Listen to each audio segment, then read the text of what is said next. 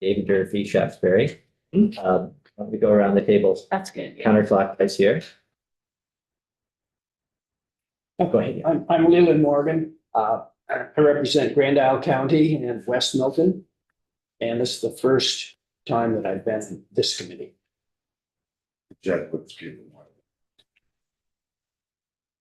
Richard Nelson, new member from Derby. Michelle Boslin, I'm from Westminster. Yeah, this is my first time on this committee. Greg Bird Cabot, first time on this committee. John O'Brien, Roslyn Tundridge, fourth term in this committee.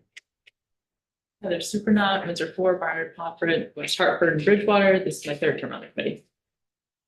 And you've met Sidonia. Yeah. He scheduled you for this meeting, so I think you met her. And I am Ted Barnett. It is going to be my third session with the Joint Fiscal Office. I legitimately sit kind of, if you went in that door right down there, in the Pink Lady. And primarily I work on revenues. And so this is consumption taxes, which means sales and use, meals and rooms, your alcohol, tobacco taxes. I work on cannabis. I do agency fees. And so there's a new process where our office works together with agencies and departments to build their fee reports. And so worked with the Agency of Agriculture this summer to develop their fee schedule and get good information on collections. So that's certainly relevant to you all. I came into this. So one of the things you'll see my face, the Agency of Agriculture has miscellaneous agriculture bills, and where a lot of it's just kind of housekeeping, administrative. You'll hear from them on that when it comes around, but they frequently make small tweaks to fees that are within the agency's jurisdiction. So our office is responsible for forecasting revenue changes that might occur as a result of these changes. I also last year did a little bit of an overview of the Clean Water Fund. I know that's certainly an issue that's, from reading the news, that's going to be present, particularly as, working out how the EPA wants things to work between the Agency of Agriculture and Natural Resources, but the revenue sources for the Clean Water Fund are within many of the tax types that I work on. And then also I have dabbled and dipped my toes into current use. There's also Julia Richter, who's done some work on that, but she's going to be very, very busy with education property taxes. So between the two of us, if your committee does work on that subject, I will certainly be a part of that conversation. So yes, first of all, I wanted to get introduced to my personal work and then give an overview of the Joint Fiscal Office more broadly and some of the resources that are available to you all through our office. Broadly speaking, you'll be hearing from Legislative Council soon, but they handle the words, we handle the money. And so our office is coordinating the budget as it makes its way through the House and Senate.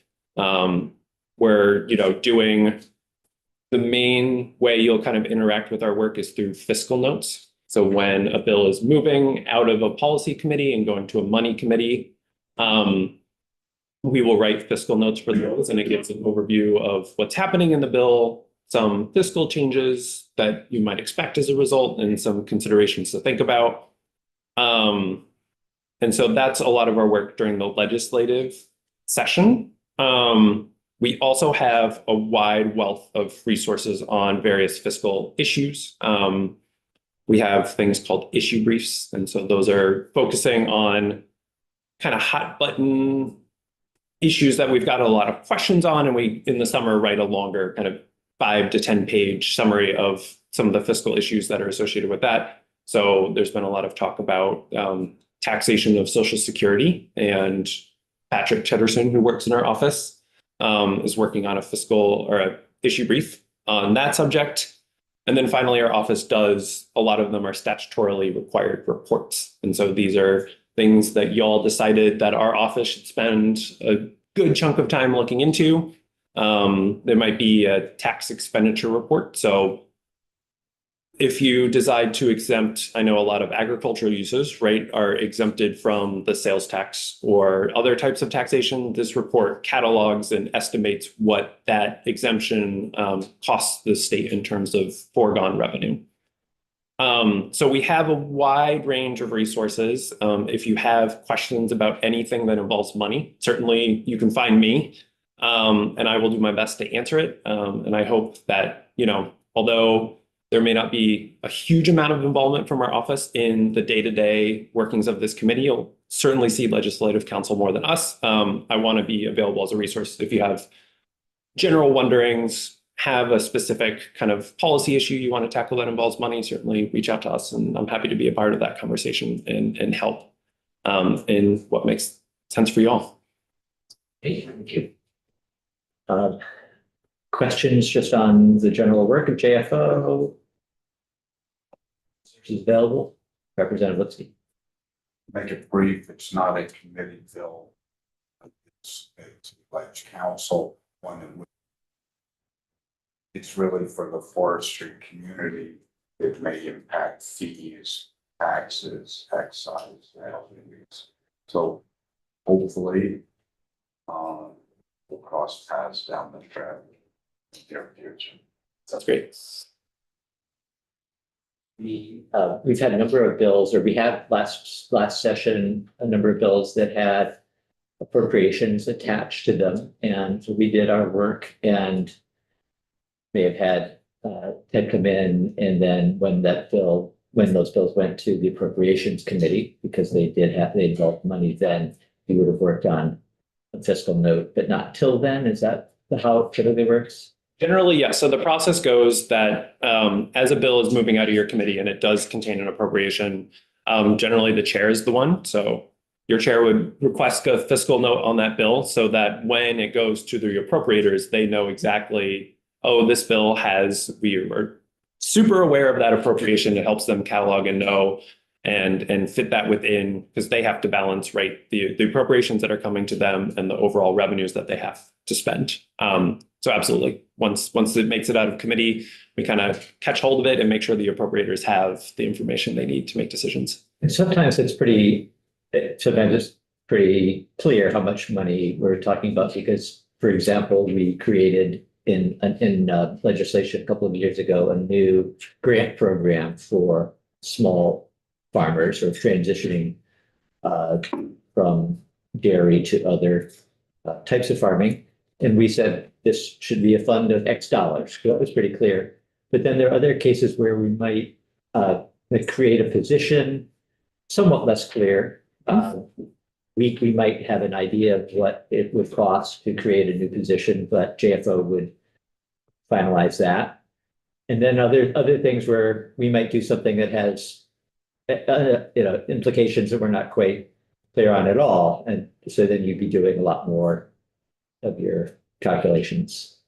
Right, exactly. So one example was, an exemption from the property transfer tax for certain properties that are enrolled in current use. And, and then you have to think about the definition of properties that might be involved and how large that exemption might be within the context of the overall property transfer tax. So yes, we do kind of think downstream, but I will one thing that our office is very clear to folks on in terms of the modeling we do is that we're looking at state revenues. We generally don't estimate what happens at the municipal level.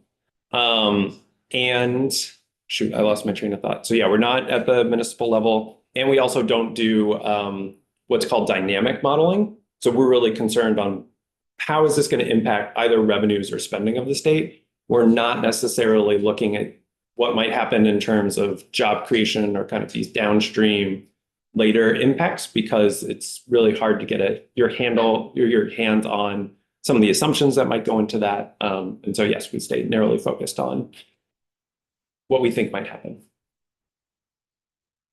Representative O'Brien? Can you track revenue streams in other states? So for example, the way legislative council say, like the neonic bill last year was looking at New York bill, and we were sort of modeling ours on that. So if there was a revenue bill in another state, like I'm just example, say like registering bicycles because they use roads, for example. You could say, well, these 8 states do that, and this is their revenue stream. Absolutely, yes. We do that research all the time. A lot of times we are super thankful if other states are considering a policy action or have already done it because either their fiscal analysts have done the work, so we have a little context and know we're not doing something completely out of pocket, or there's actually direct tax revenues that we can base our estimates off. So yeah, we look at other states all the time, and we do get asked the question and answer it quite a bit. Is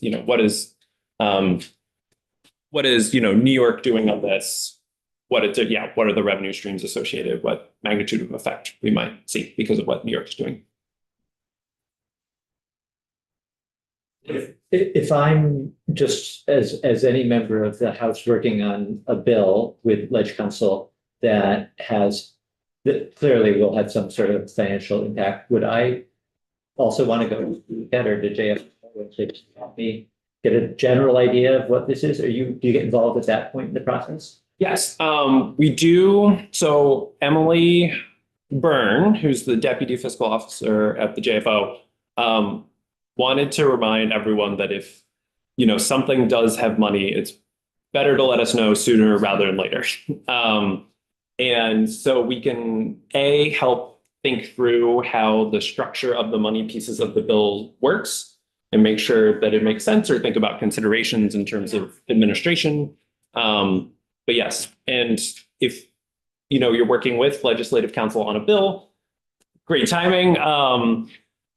You can let legislative counsel know that you want to loop in JFO because you can talk a little more about confidentiality in your relationship, but frequently you have to explicitly let legislative counsel know that it's okay to loop in JFO before we get involved. Yes.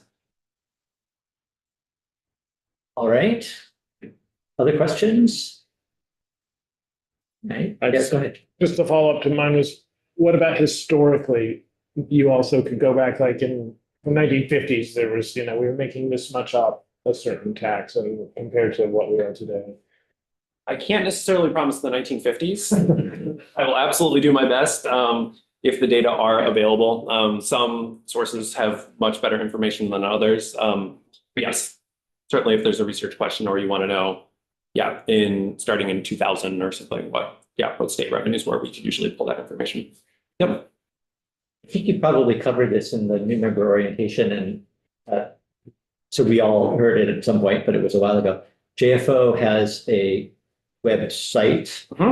It's linked from our legislative page. You can see right at the top, Joint Fiscal Office. Extensive history of reports going back. Again, I'm not sure to the 1950s, but lots of good information there on every subject. I'd say that you might think of budgets are there. The education fund outlook reports are all there, which I found helpful. The fiscal notes that you talked about, I'm sorry, the fiscal notes, yes, but the fiscal reports that come out in the summer, all year round, in fact, on various topics, it's all there. Yes, and we do have in the off session, usually quarterly, we have a newsletter called Fiscal Focus. That's right. Yes, and so that generally gives an update on how state revenues are trending compared to the consensus revenue forecast that is put out twice a year by the legislative and executive branch economist. It also has kind of short 2 to 3 pages on some hot button fiscal issues. So maybe how ARPA spending is going, some updates on like the emergency assistance hotel motel program. So yes, and then kind of updates on what our office is working on. So that's also helpful. And then every year in around February, March, we put out something called Fiscal Facts. And that will have a lot of historical information in it already. So that takes a long look, gives overviews of recent legislative changes and longer term, kind of the progression of how tax types have looked in Vermont. And it also, if you're interested in tweaking a certain tax type by X%, how much revenue would you raise? So there's a whole wealth of information in Fiscal Facts. Yes, and would recommend taking a look at it when it comes out. Great.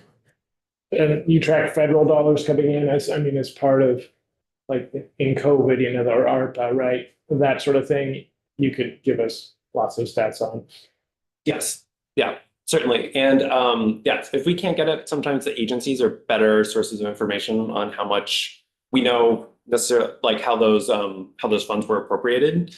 But yes, agencies are usually the better source of information on how they're getting obligated or expended. Yeah, If we have any kind of a random question, is it okay to reach out to you? absolutely. The more random, the better. Truly. All right, thanks for your time, Ted. Yes, thank you. Thank you. Pleasure to meet you all. Hi, Ellen. You wanted, I think Mike's joining us too, but he's not here yet, so come on up. I'll give some room in case he comes in. Hello, We met some of the new committee members. I have not. Why don't we start there? Well, Ellen Tchaikovsky, Thank opposite. you. Ellen Yes, Hudson. start there. Do you want to say a little bit about what you do? Sure. Yeah. So I'm the attorney that handles land use, energy, and climate change. And so you probably won't see me too often. You'll probably have a lot more time with Mike, and he'll be here soon. Last year, I spent time in this committee working on a provision of Act 250 and municipal zoning related to agriculture called the accessory on farm business. So that's come up a few times in the last few years. And so those are part of the land use program that I work on, but does have an agriculture intersection. And then I also work on, sometimes Mike and I split recreational trails and state lands. And so I don't know if your committee will look at any of that stuff. Yes, so I don't know how often you will be seeing me, but I cover land issues that are not agriculture specific. Mike handles those. So if we have just, because we have two bills that have already been introduced in the Yeah. committee yesterday or up on the wall, and each of those bills has at the bottom in small print, the name of the legislator who introduced it, and then the name of the alleged counsel who helped write it. Yes, wrote it. Yes. And so I don't know if your name is on either of those because that print is very small for mine. Yeah. But that's whoever's name is on there, we will see that ledge council come in. Yep, and that same information is on the website. If you pull up any of the bills, our names are listed. So, and then if any drafts you're looking on, the drafter's initials are at the top if you're looking at a draft, so that you know who to contact if you have questions. And go ahead. Richard. So would you be the counsel that would write a bill if someone didn't want to make homeowners have to declare their home as their domicile every year for property taxes? Nope, That might be. no, What about with current use? If something was put in current use, it stayed in current use until the owner notified you it was no longer in current use. nope. Right, so you will probably only see, like, I think you'll see Mike like 90 to 95% of the time on the bills you'll be working on. So Mike, so current use is a tax issue / agriculture forestry issue. Kirby is our tax attorney. And so your first question was also related to homestead tax. So that would be Kirk Keaton in our office. And then Mike handles generally like timber, and he does share current use with Kirby. So they usually sort of trade off or tag team that. So yes, Mike is a good person to ask those questions too. So yeah, never, don't despair because even though it's not Ellen. Even though it's not somebody- me. No, that's Somebody, yeah. Yeah. But we so Ledge Council is made up of 18 attorneys. We each have our own specialty. And so if you ever have a question, I can definitely direct you to that person or Yeah. take down notes and forward the question to them just to make sure that you guys connect. Yeah. Ellen, when last year, I know you had, your office was right in this building Mhm. and. It is not any You're not in longer. the building, yeah. Yes. Can you tell us, because I think I know generally where you are looking out the window. Yes. Are you open to having walk-in visitors? I She don't know if has a, that's- she has a collection. Yes, there's many things to look at in my office if you would like. Yes. Very happy to have guests. Both Mike and I are on the second floor of the green building, diagonal from here. Yes, okay. So, someone did ask me today already if I'll ever be in my office or if I'll always be over here. So during committee hours, I am often testifying, but if there's ever a meeting scheduled or if you want to wander over, you may find me over there, but I will probably be in the building quite often. For those of us who are able to get up early and arrive before not just get up early and arrive before the start of our legislative business, how early do ledge councils usually? We get in around 8. 8, okay. It can be easier to find people sometimes before the start of the day. Yes, yep, before committee starts, yeah. Well, I've never memorized this. For new members, the green books along the wall, like I know you and Mike both have certain titles, right? That you're really, that's like your jurisdiction. So like, do you have like 1 or 2 of those books is really where you live and Mike's in like 6 and 10 or something like that? Well, so 10 is a very long book. So, so it isn't quite so neat as that. And so like I handle the topics I listed. So land use covers a whole lot of things. It's a bunch of different chapters in Title 10. But then I also handle municipal zoning, which is in Title 24. I also work on energy, which is in Title 30. So primarily 10, 24, and 30 are where I work, but it's more the subject. I don't know if you want to join me. We're just sort of informal.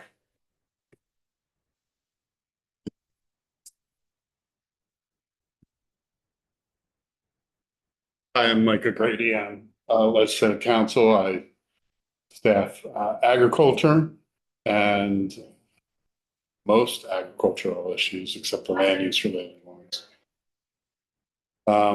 Which includes weights and measures, which is in Title IX. And then I do in natural resources, water, solid waste, toxic substances, fish, wildlife, and state lands and forestry. And I don't think we actually did go around and introduce ourselves. So Michelle, do you want to start? Yeah, Michelle Boslin, 3rd term representative, but 1st term here in agriculture from Northern Windham County. Greg Birch from Cabot. That's my 1st term. John O'Brien, Tunbridge Royalton, starting at 4th term. Heather had to step out. Heather super not, but David Durfee, nice to see you again. Leland Morgan, Grand Isle County, West Milton. Worked with you folks for 4 years back in the other committee. Get a few more ones, so second. Richard Ellison, new member from Derby. Nice to meet you. How long have you guys been here? You've been here a while. I started in 2018. 2003. Oh, wow. Are you the dean of the house? No. Not even, I'm the 4th dean.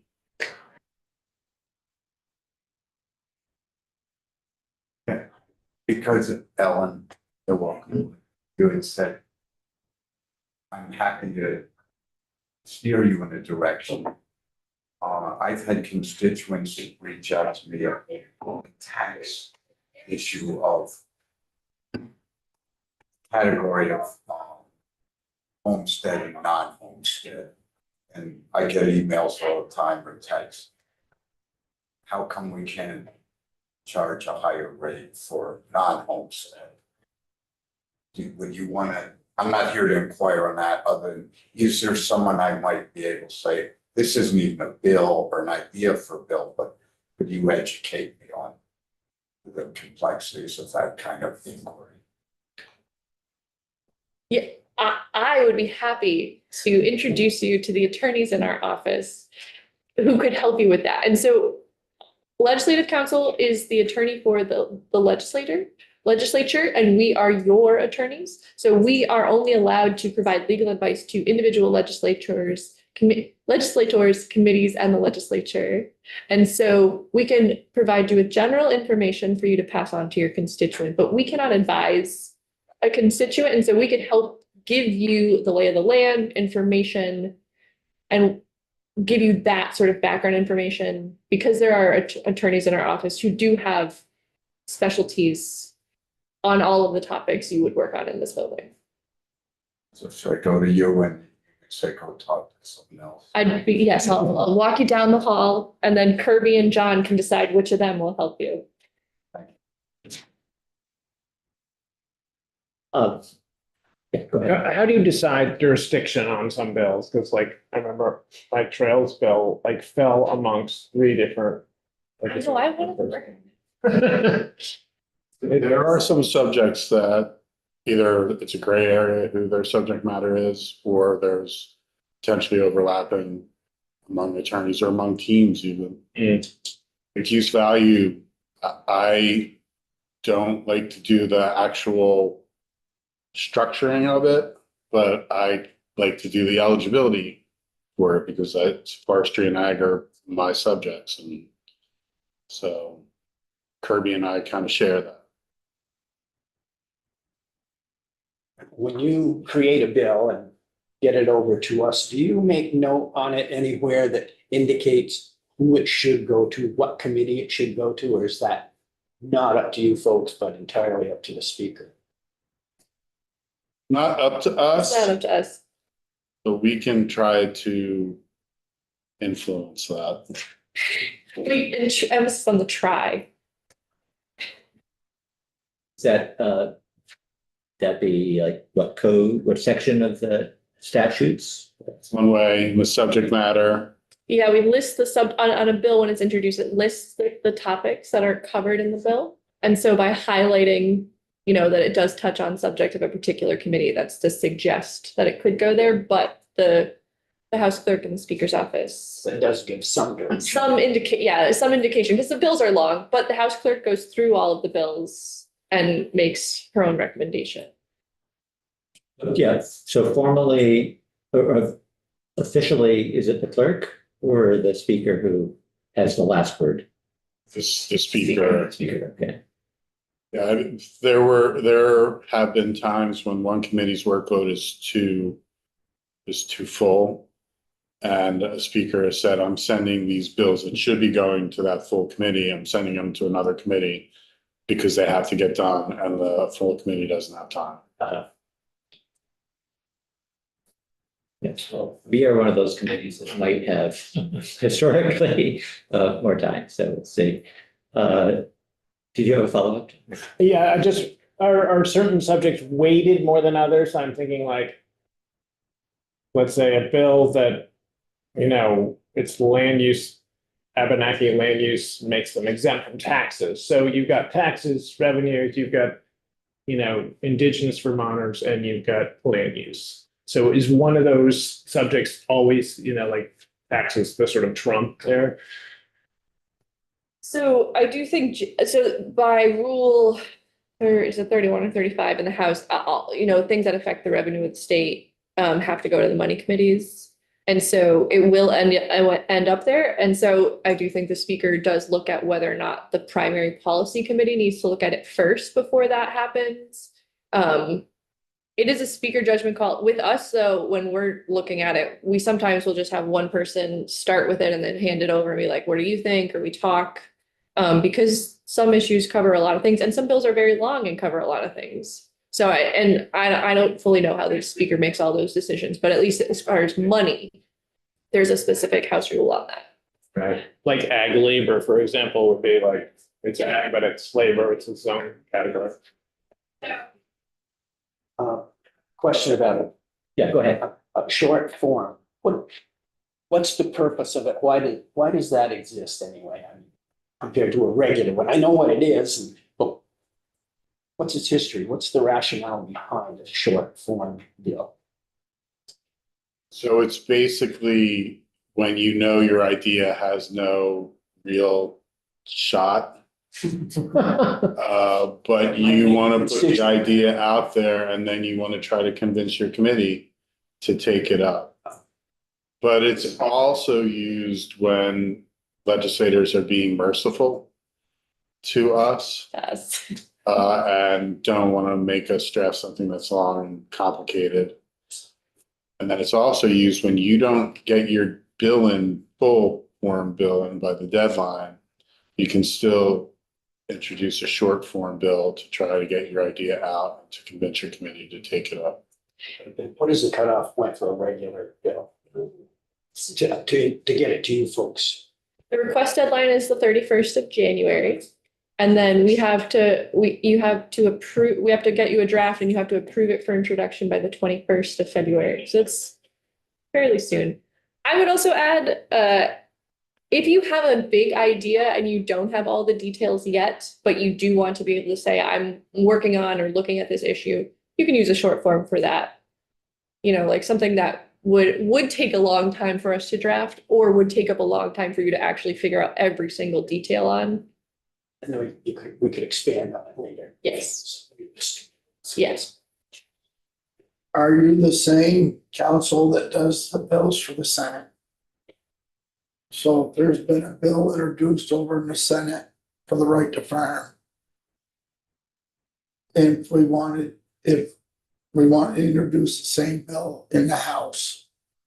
You just ask, they're called companion bills, just ask for a companion bill to that. Yeah. I'll take that as a request. Yes, Senator Douglas's bill? Senator Douglas's bill. Yeah. Yes, and so when a bill comes over from the Senate, we'll come with it. So we'll bring the information over. So we don't introduce it here at the same time and start discussion. You can, yeah. But if the Senate passes a bill from the Senate Agriculture Committee and it ends Yeah. up here, we'll come with it if we drafted it. Yeah, okay. Interesting. Just saying for new members, short form could become a committee bill. So if you could talk about committee bills too, because they're so interesting. Sure, so individual members have the ability to introduce a bill, but also the committee itself has the ability to introduce a bill on behalf of the whole committee. It doesn't have the same deadline, so that is one of the benefits. I believe it is later. I don't know the date off the top of my head. But it gives the committee the ability to work on it together, as opposed to even start from scratch with the committee and then work on the drafts. And then the committee would vote to approve it for introduction and send it to the floor. So it's not super different than the regular bill drafting process, except that it originates from the actual committee itself. And so it wouldn't necessarily be hanging on your wall. But a lot of things that go in it might be hanging on your wall. Yes. You might use the committee bill to take a bunch of different similar issues, put them all together. We have, historically, I know the last couple of years, but I think also prior to that, we've done committee bills that were really ideas that the ag agency had brought to our attention and said that these are, generally speaking, they're what we call housekeeping, small changes, sometimes technical changes, updates. Something was out of date and needed to be corrected, that kind of thing. I don't know in other cases and maybe you don't know either, but with other committees, whether there are comparable bills that come through that are committee bills. And then beyond that, whether how common it is for a committee to just sort of take an idea or merge some ideas from scratch and have committee bills. Because I don't think we did that here necessarily. I can speak to You were in another committee, Michelle. Yeah. So I was in corrections for 4 years, and during the last 2 years, we heard testimony about all kinds of different things that people were concerned about when they testified. And we didn't necessarily have legislation for these different pieces. And so in the end, we got to a point where we had time to introduce legislation to kind of fix these concerns that we'd heard about. And we ended up starting with 8 different pieces, and then we decided one of them was too complicated, so it got down to 7, and we passed what was called a miscellaneous corrections bill. It addressed 7 different areas, really addressed like 4 different areas because 3 of them were subparts of each other. But it was a way we could sort of fix the concerns we had heard of. And I thought it felt very effective because so often you hear all these concerns and then it takes a really long time to fix them. And yet we could really take what we had heard as concerns in the first year and then try to find these small practical solutions, which in that case, it worked. You know, it doesn't always work, but it did work last year. So the committee bill model really was an effective way for us to look at and fix things that we had concerns about. Bunch of things. Conceivably, I could introduce or have you folks do a bill for me, and another legislator could be doing the identical thing that gets presented to you. How do you approach that? They could theoretically, 2 separate bills that are exactly the same could come to the floor. That's correct. Probably not to the floor, I mean, it could get but not to the floor, but Yeah. be read the first time by the speaker. Yeah, it happens all the time. We encourage you all to talk to people you know are interested in the same subjects. But you're not going In to your say, comment. hey, there's somebody next door identical with an identical idea. It's a tricky dance that we do, but we do usually start out, I would say, Representative Morgan, are you interested in potentially having co-sponsors on your bill? And you would say, yes. And then I would go to the second person and say, Representative Morgan is working on something just like this. Would you be interested in him knowing that you are also interested? So that's sort of we protect your confidentiality. So we won't ever volunteer that someone else is working on something unless they've already told us they want people to know. And sometimes people don't want to share. And so that happens. And sometimes they introduce it more quickly than you did and you didn't realize. And so it's not the end of the world. You could withdraw or it could hang on the wall. It happens. It's not the end of the world, but we do encourage you all in your caucuses to maybe know what each other is working on. You just bring up findings here for us, because that's something I don't quite understand as far as what, sometimes you don't need them at all, sometimes bills have a lot of. I always try to dissuade people from including finding sections. Bills speak for themselves.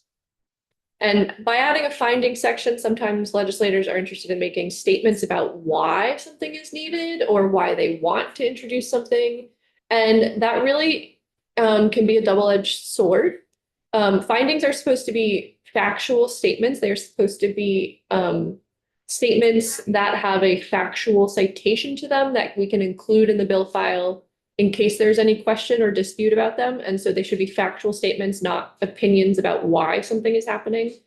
Their legal purpose, they do come in handy if there's going to be litigation on an issue where there may be question about why something was done. And so like an example from my section of law is I work on the billboard law, which is we are one of only 4 states that have a billboard law that prevents our highways from having billboards along them. Many other states used to have billboard laws, but they've all been struck down largely on First Amendment grounds. And so the Supreme Court has said that there are primarily two viable reasons why a billboard law could exist, and they are for aesthetic concerns, which are within the realm of the state to protect the scenic viewshed, and for traffic safety concerns. And so our billboard law does have a purpose section that says the purpose of this law is to protect our scenic viewsheds as part of Vermont's tourism industry and to protect traffic safety and viewshed for sightlines. And so in that case, that is a statement that has a legal grounding in it. But if you're trying to make a statement about why you want something, that's what you have the floor to make your floor speeches. It also, you have the ability to, write op-eds or talk in committee about why you want to do something. But it can work against you if the stated reason you've given in a finding section is actually found to be legally not sound. I think we have an example that predates me, but I believe in one of the Vermont Yankee cases, there's only certain reasons for the state has a realm in which it can legislate, but there are preemption issues sometimes with the federal government.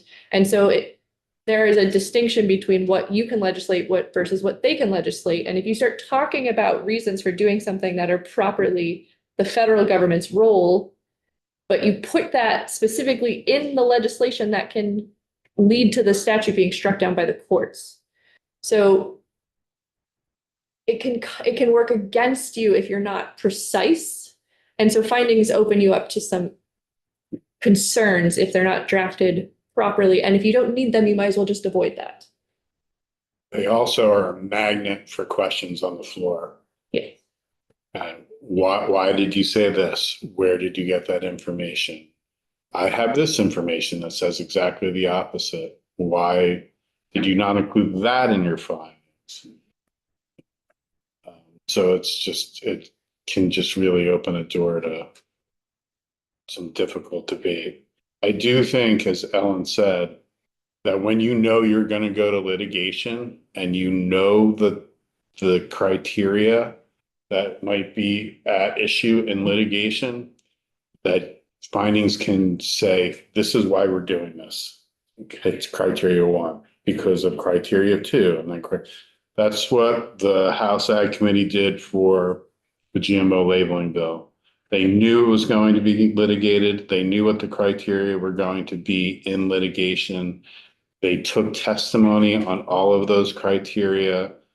They made a record of every single aspect of the criteria, and then their findings.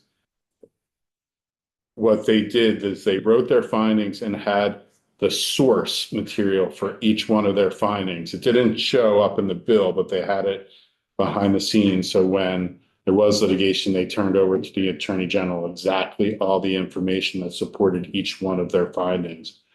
And it was very helpful in the litigation because the people, the plaintiffs bringing the claim would say, oh, you didn't do, this is just economic protectionism. And like, no, it's not. This is why. And they show them, and then with like the witness testimony cited as well. It was very, very helpful. It took a long time. To do that. And it took the entire committee working together to do that. Those findings end up in the eventual act. Like The findings did, but not with the cited source material. Also, there can be many reasons to pass something. And if you end up stating just some reasons, and then someone's like, well, there are many reasons to pass a bill related to housing. Many, many, many reasons. And if you have people arguing on the floor with you about, well, I would want to pass it for this reason, not the reason you've stated, like it can work against you sometimes. And so being thoughtful about all those extra statements, whereas the law will stand on its own once you pass it. And so that's why we say, just be thoughtful about it. And it gives the Attorney General flexibility. They're not out there in litigation trying to defend the findings that say X, when really the reason that the Attorney General wants to defend this is Y. And so You're not always successful in discouraging people from including findings. No. Less is more, it sounds like. Yes, exactly. No. Yeah, well, let's see, we covered quite a lot. Was there anything that you wanted to, I don't know if there's a list of things you want to cover typically in these. I don't know if you're looking for like a summary of issues that you're going to see, or is that going to be next week? Yeah, I hope that somebody, maybe it's Mike, will come back next week and go over a couple of things. So and we did this last year, I think, too. So just updating the committee on reports that have come in that are directed to the committee over the past, like during the off session.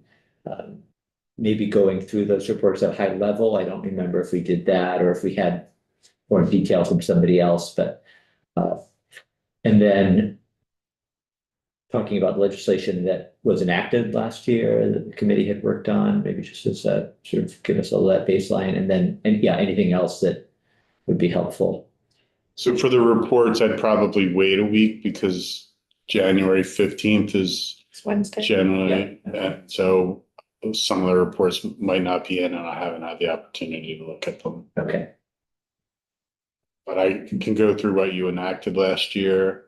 I can go through a couple of the big issues that I think you will want to know about.